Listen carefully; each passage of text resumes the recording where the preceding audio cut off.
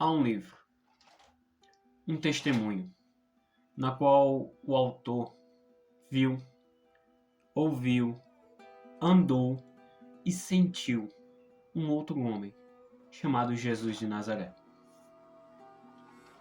E o autor desse testemunho, ele afirma que Jesus é o Cristo, é o Filho de Deus. Nós vamos trabalhar e vamos entender este livro, esse testemunho, que hoje é chamado como Evangelho de João. Mas antes de começarmos, de darmos início, eu gostaria de voltar um pouco no tempo, para a Grécia Antiga, no 4º século a.C. Lá dá início ao que hoje chamaremos de evemerismo.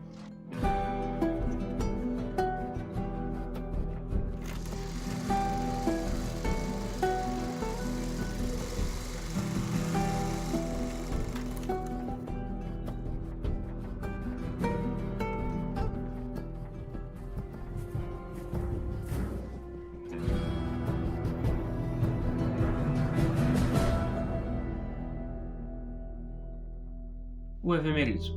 O evemerismo é uma interpretação filosófica que afirma que os deuses não são deuses, e sim homens que foram adorados pelos seus feitos ou por terem forçado as pessoas a adorá-lo, até o ponto em que as pessoas passaram a acreditar que eles eram deuses. Ou seja, também tem a questão de quem conta um conto aumenta um ponto, né? Tem esse ponto, tem essa ideia também envolvida no meio. Ou seja, fulano morreu. Aí Pedro chega e vai falar para João de fulano. Olha, fulano fez...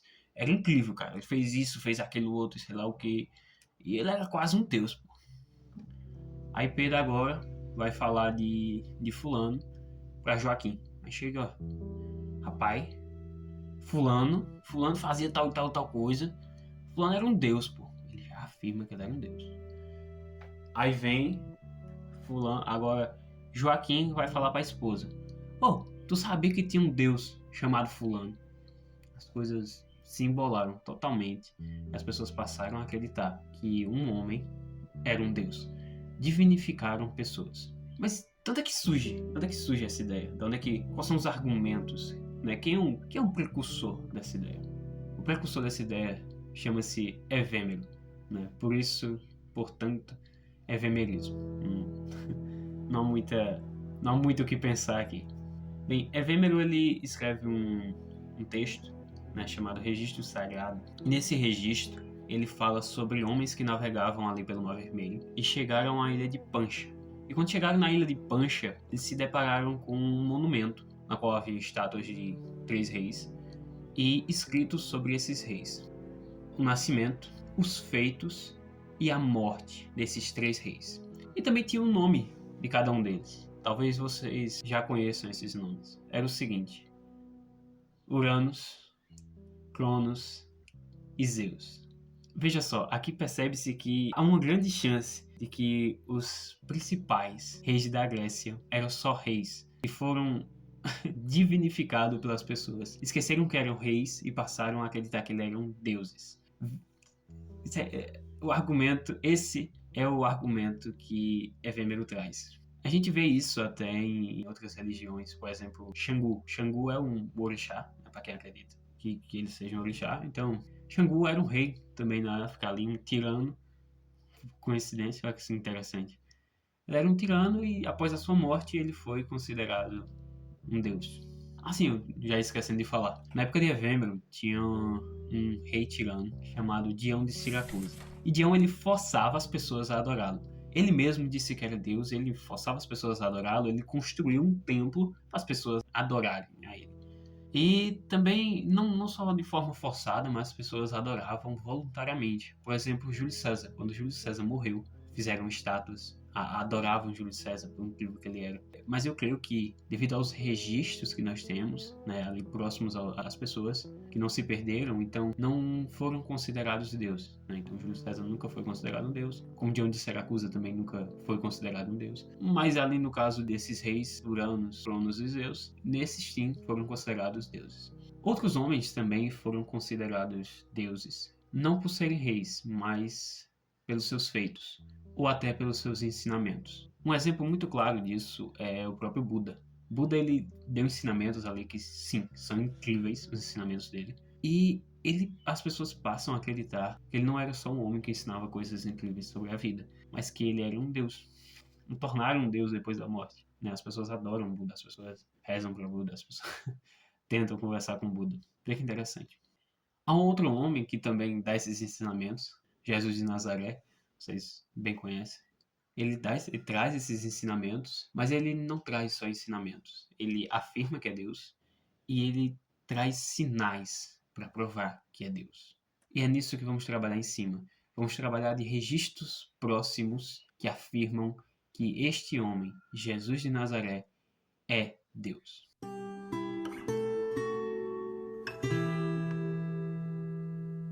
Ok. Bem, nós temos alguns registros acerca de Jesus. Registros eu falo de forma de testemunho. Então, são pessoas que escreveram sobre Jesus, pessoas que provavelmente são testemunhas presenciais de Jesus, dos seus ensinamentos e dos seus milagres. São 4 evangelhos que são considerados sagrados e, portanto, estão na Bíblia. E existem outros, né, são chamados apócrifos, que não são considerados porque são muito absurdos. Por exemplo, existe um desses supostos evangelhos que fala que Jesus matou um professor. Assim, é difícil, é muito absurdo para ser considerado verdade. Bem, então nós voltamos para esses 4 evangelhos. Existem uns 3 evangelhos que são chamados sinóticos. Esses 3 evangelhos sinóticos, eles são o evangelho de Mateus, o de Marcos e o de Lucas. Eles são da mesma perspectiva, foram escritos logo após, um pouco após a morte de Jesus, e são bem semelhantes à forma de escrever. O que muda mesmo, às vezes, a cronologia, tá? Então, um muda um negocinho para cá, outro muda um negocinho para lá, e a perspectiva de cada um. São 3 pessoas diferentes, cada um tem uma perspectiva diferente, e às vezes a gente vê a mesma coisas, a mesma situação, a mesma cena, de uma forma diferente, né? Porque cada um tiveram suas respectivas perspectivas. E há um evangelho distinto, o evangelho de João. Ele é diferente, por quê? Porque ele foi escrito de 50 a 60 anos após a morte de Cristo. Há fortes indícios que esse seja o último evangelho a ser escrito. Não só o último evangelho, mas o último livro da Bíblia a ser escrito. Né? Tem Apocalipse, você pensa logo em Apocalipse, mas Apocalipse ele foi escrito pelo mesmo autor. João escreveu tanto Apocalipse como escreveu o evangelho dele. Só que ele escreve depois de já ter escrito o Apocalipse. Mas por quê? Né? Vem a questão, por quê? Depois, por quê? Porque 50 a 60 anos, já tinha um monte de livros, já tinha os 3 evangelhos, já tinha as várias epístolas dos apóstolos, já tinha Apocalipse escrito, já tinha tudo isso. Para que escrever mais? Né? E para isso temos que entender o contexto. É só refletir um pouquinho. 50 a 60 anos após a morte de Cristo. As pessoas que viram e ouviram Cristo, as pessoas que foram testemunha dos seus ensinamentos, né, testemunhas, as pessoas que viram pessoalmente, né, e ouviram os ensinamentos de Jesus, viram os milagres de Jesus, já tinham morrido a essa altura do campeonato, já tinham morrido, então sobraram pouquíssimas pessoas. Então havia muito uma chama apagada. Não havia mais aquelas pessoas que acreditavam fielmente porque viram, né? Acreditavam, tinham pessoas que ouviram ali de outras pessoas e já começaram a meio que puxar um negócio para um lado, um negócio para o outro e já começaram a meio que fugir um pouco do que seria a realidade. Então João ele escreve esse evangelho especificamente para quem nunca viu, para quem não estava ali pessoalmente, quem não ouviu os ensinamentos, quem não viu os milagres. Então ele escreveu o evangelho para testemunho, para pessoas que nunca viram Jesus, para pessoas que nunca ouviram Jesus, para que essas pessoas passem a crer que Jesus é o Cristo e é o Filho de Deus.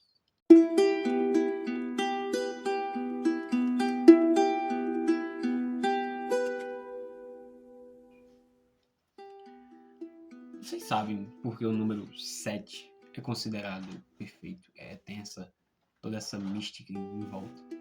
Para os judeus, tanto de hoje como da época, Deus criou o mundo em 7 dias. Então, por isso o número 7 é perfeito. Não necessariamente é mágico, não necessariamente é místico, mas é só perfeito, porque simboliza esse ciclo perfeito, do início da criação até o fim e volta. Então nós vemos isso até na semana. Então, por isso é considerado um número perfeito e tem toda essa mística em volta. Eu acho que de uma forma consciente, eu não acredito que forma não foi à toa, João, ele coloca 7 sinais de Jesus. Não necessariamente milagres, né? Mas ele chama de sinais. Por que sinais? Porque para João, Jesus não fazia milagres à toa. Ele fazia sinais, esses milagres, para sinalizar que ele era Deus. Aí nós vemos as 7 vezes que Jesus se autodefine, né? Os 7 eu sou. Então ele vai falar 7 vezes eu sou tal, tal coisa, eu sou tal, tal coisa. No Evangelho de João, a gente vai... Esse vídeo é o início de uma sequência de vídeos, né, na qual eu pretendo expor o Evangelho de João. Eu prometo expor até o capítulo 15. Não tenho certeza se continuar ali depois de chegar no 15. Vai depender do resultado, tá? Então, mesmo que ninguém veja o vídeo até, ninguém queira ver esses vídeos até o capítulo 15, eu permanecerei fazendo, porque eu espero que em algum momento alguém veja. Mas, se depois do capítulo 15, dependendo do resultado, eu talvez permaneça e continue até terminar. Bem, é isso. Obrigado a quem viu até aqui. E até a próxima.